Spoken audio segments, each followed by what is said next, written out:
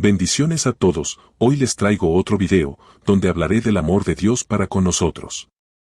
Sé que no alcanzarían ni cientos de videos para hablar del amor de Dios, porque su amor es inmenso, y creo que no hay inteligencia ni razonamiento humano que pueda explicar lo genuino del amor de Dios.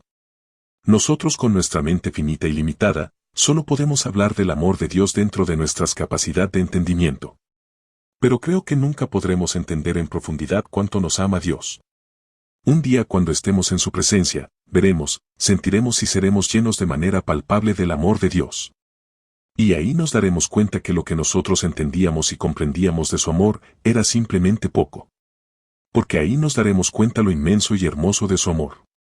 Como siempre, antes de continuar les pido que se suscriban, compartan, comenten y le den like. Muchas gracias. Ahora sí comencemos. Obviamente para hablar del amor de Dios tenemos que empezar con el versículo que se dice, es el corazón de la Biblia. Porque de tal manera amó Dios al mundo, que ha dado a su Hijo unigénito, para que todo aquel que en él crea, no se pierda mas tenga vida eterna. San Juan capítulo 3 verso 16. En este pasaje se resume todo el amor de Dios por su creación.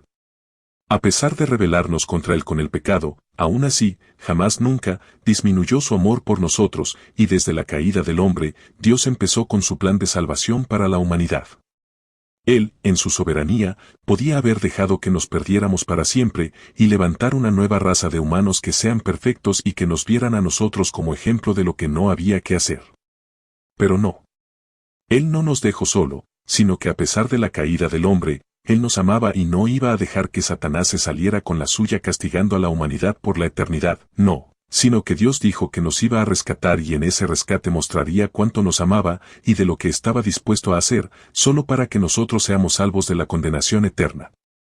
El amor de Dios sobrepasa todo entendimiento, el amor de Dios supera todo razonamiento, lo que para nosotros sería locura y algo sin sentido, de que alguien pudiera amar a las personas malas, para Dios era, y es algo totalmente natural, pues Dios es amor y jamás podría dejar de sentir amor por nosotros.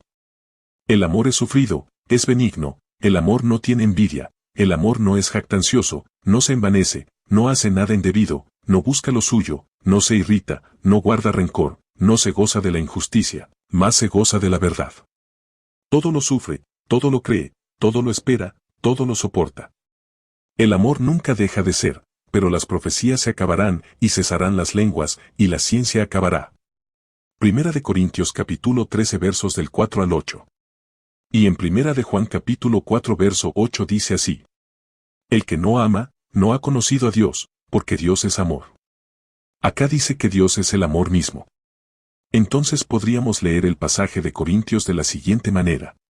Dios es sufrido, es benigno, Dios no tiene envidia, Dios no es jactancioso, no se envanece, no hace nada indebido, no busca lo suyo, no se irrita, no guarda rencor, no se goza de la injusticia, más se goza de la verdad. Todo lo sufre, todo lo cree, todo lo espera, todo lo soporta. Dios nunca deja de ser, pero las profecías se acabarán y cesarán las lenguas, y la ciencia acabará. En Génesis capítulo 6 versos 5 y 6 dice: Y vio Jehová que la maldad de los hombres era mucha en la tierra, y que todo designio de los pensamientos del corazón de ellos era de continuo solamente el mal. Y se arrepintió Jehová de haber hecho hombre en la tierra, y le dolió en su corazón. Acá vemos que al ver Dios la maldad del ser humano, se arrepintió de haberlo creado. Pero aún así, no nos hizo desaparecer por completo, sino que puso su confianza en Noé para empezar de nuevo. Pero hay un punto que quiero resaltar de este pasaje, y es que dice que a Dios le dolió en el corazón la maldad del hombre. Ahí entendemos cuando dice que el amor es sufrido.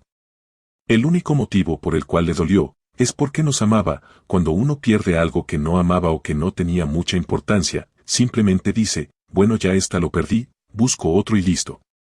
Pero cuando alguien pierde algo que estimaba y amaba mucho, el asunto es diferente, ahora sí nos causa un pesar en el corazón por perder lo que amábamos. Bueno, con Dios fue así. Le dolió en su corazón la maldad del hombre, porque nos amaba. Éramos su especial tesoro. La única criatura con la imagen de su Creador, imagínese si no nos amará Dios, que desde el principio ya trazó el plan de salvación por medio de su Hijo Jesús. Obviamente todo el amor de Dios se muestra en el sacrificio de Jesús, pero también en la vida de Jesús, así que vamos a centrarnos en eso. En un video anterior, hablé del por qué Jesús tuvo que morir por nosotros. Y era que, como nosotros habíamos caído de la gracia de Dios por el pecado de Adán, y de ahí pasó a todas las generaciones. Nosotros no estábamos aptos para entrar al reino de los cielos, simplemente la santidad en el reino de los cielos es tal que sería imposible que algo pecaminoso pudiera entrar. Nuestras almas estaban contaminadas con ese veneno espiritual llamado pecado. Y por más que Dios nos permita el ingreso al cielo, no podíamos entrar, porque la santidad y el pecado se repelen, se rechazan entre sí, entonces había que hacer algo, y fue ahí en que vino Jesús en un cuerpo de tentación, en un mundo de pecado, y a enfrentar al mismo Satanás, que haría todo lo posible por hacerlo pecar a Jesús. Pero Jesús se mantuvo fiel y fiel hasta la muerte. Jesús nació en santidad, vivió en santidad y murió en santidad. Nunca jamás Satanás pudo hacerlo pecar, y esa santidad nos regala Jesús a todos los que creemos que Él pagó por nosotros lo que nosotros no podíamos pagar. Ahora bien, el precio a pagar fue grande en todo sentido. Porque durante su vida, Jesús fue tentado en todo pero sin pecar. Porque no tenemos un sumo sacerdote que no pueda compadecerse de nuestras debilidades, sino uno que fue tentado en todo según nuestra semejanza, pero sin pecado. Hebreos capítulo 4 verso 15.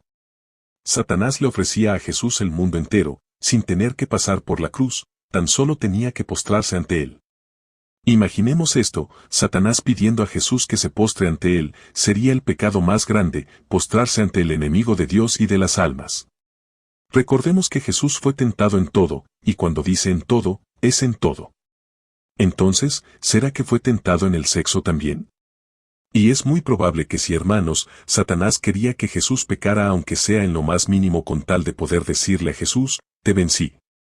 Pero no, Jesús se mantuvo firme, fiel y obediente a Dios. Hay un pasaje donde habla de que Jesús se encontró con una mujer samaritana, y ahí es muy posible que haya sido tentado por esa mujer. Veamos lo que dice. Vino, pues, a una ciudad de Samaria llamada Sicar, junto a la heredad que Jacob dio a su hijo José. Y estaba allí el pozo de Jacob. Entonces Jesús, cansado del camino, se sentó así junto al pozo.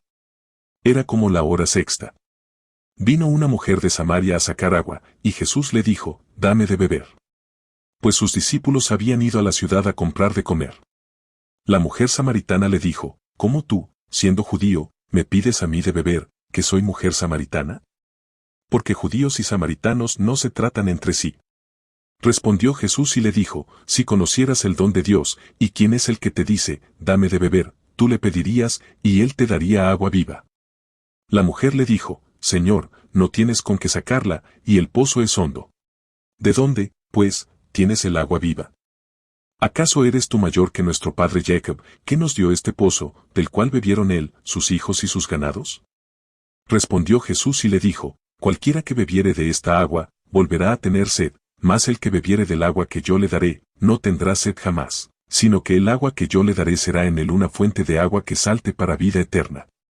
La mujer le dijo, Señor, dame esa agua, para que no tenga yo sed, ni venga aquí a sacarla. Jesús le dijo, ve, llama a tu marido, y ven acá. Respondió la mujer y dijo, no tengo marido. Jesús le dijo, bien has dicho, no tengo marido, porque 5 maridos has tenido, y el que ahora tienes no es tu marido, esto has dicho con verdad. Juan capítulo 4 versos 5 al 18. Acá podemos ver que Jesús se queda solo junto al pozo. Satanás había dicho, esta es mi oportunidad de tentarlo con una mujer. Y manda a una mujer de la vida fácil, una que le gustaba cambiar de marido, de hecho ya había tenido 5 maridos, y el que tenía como marido en el presente no era de ella. Obvio que en la Biblia no dice que esa mujer era sierva de Satanás, pero podemos entender de que Satanás la usó como un instrumento de tropiezo para Jesús. Satanás había dicho, ahora que está solo, voy a hacer que sea tentado por esta mujer, y estoy seguro que va a caer en la tentación. Pero Jesús no solo no cayó en la tentación, sino que la convirtió, porque ella creyó que él era el enviado de Dios. En esto vinieron sus discípulos, y se maravillaron de que hablaba con una mujer, sin embargo, ninguno dijo, ¿qué preguntas, o, qué hablas con ella? Juan capítulo 4 verso 27. Acá vemos cómo hasta sus discípulos se sorprendieron de que estuviera solo y hablando con una mujer. Por eso Jesús nos entiende en todo, si fallamos en esto, o en lo otro, Él dice, yo te entiendo, yo estuve ahí, y sé lo que es la tentación, yo la pasé a todas, pero sin pecar. Obvio, el momento de mayor tentación para Jesús fue su arresto y crucifixión y su posterior muerte. Ya que Satanás no podía hacerlo pecar con tentaciones y placeres del mundo. Dijo: lo obligaré a pecar entonces la fuerza, pero va a pecar.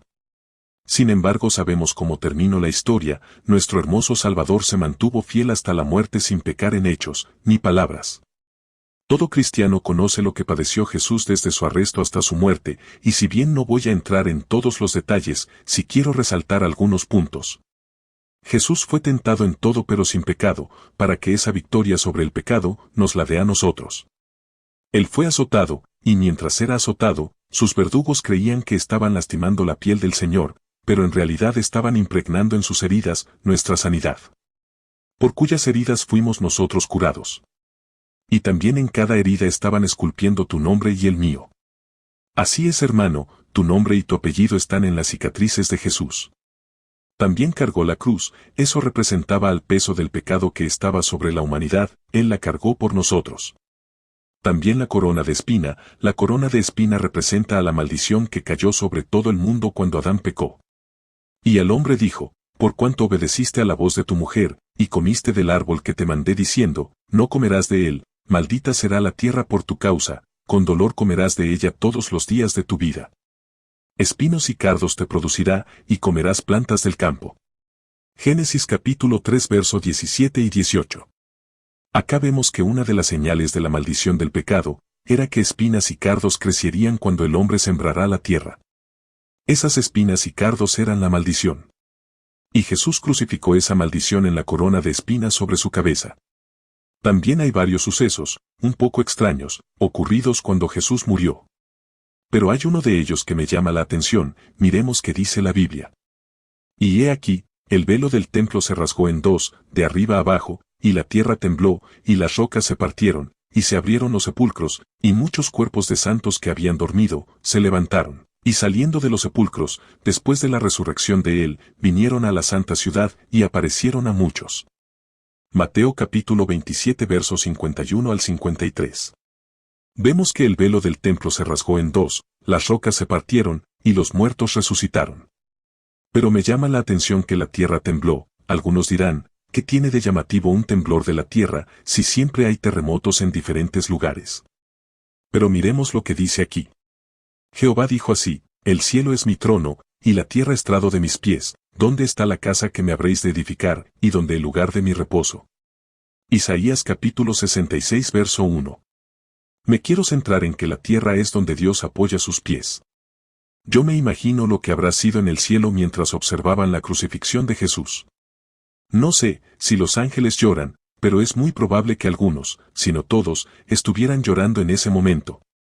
Me imagino a Dios mirando a otro lado, porque le costaba soportar ver cómo estaban maltratando a su hijo solo por amor. Me imagino a Jesús diciendo: Padre mío, ¿por qué me has desamparado? Es entendible que al ver Dios todo lo que estaban haciendo con su hijo, miró a otro lado. Hasta que de pronto Jesús murió, y me imagino a Dios dando un salto tan fuerte, que la base de sus pies, o sea la tierra, tembló. Y, porque digo que Dios habría saltado, bueno, creo que de alegría. Sí, hermanos, cuando Jesús murió, creo que Dios saltó de alegría, y le habrá dicho a todos los ángeles, con esa voz de trueno y potente: alégrense, mi hijo venció, mi hijo venció. Ahora podemos traer las almas de los seres humanos acá con nosotros: alégrense, mi hijo venció. Por eso creo que la tierra tembló, porque de un salto de alegría, Dios hizo temblar el estrado de sus pies. Todo el amor de Dios, toda su esencia misma que es el amor, todo fue mostrado en Jesús. No hay alguien que nos ame como Dios. Un día cuando partamos de este mundo, estaremos en su presencia. Porque cuando morimos es ahí cuando en verdad empieza nuestra vida, y vida eterna. Y cuando estemos delante de Él, yo en lo personal, quisiera darle un beso a Jesús en esa cicatriz que tiene mi nombre, en las marcas de los clavos, y le gritaría con todas mis fuerzas: gracias Señor por haber soportado tanto dolor por nosotros, y me imagino a Jesús diciendo: tranquilo, ya pasó, valió la pena. Así es, hermanos, la única esperanza para la humanidad es Jesús, el único que transforma las vidas es Jesús. Nuestro héroe, nuestro Salvador. Hasta aquí el video de hoy, hermanos. Espero que les haya sido de bendición y que haya ayudado a entender un poco más el amor de Dios. Hasta un próximo video, bendiciones.